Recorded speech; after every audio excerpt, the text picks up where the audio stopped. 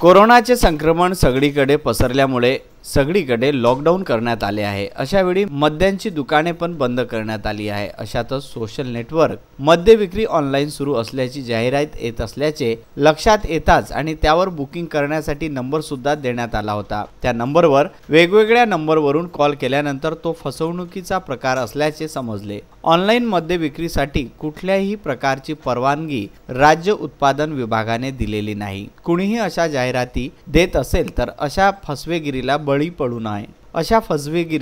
पडू नये असे प्रकार आढळल्यास त्याची तक्रार जवळच्या उत्पादन शुल्क विभागास तुम्ही करू शकता, असे आवाहन स्नेहा सराफ यांनी नागरिकांना केले आहे।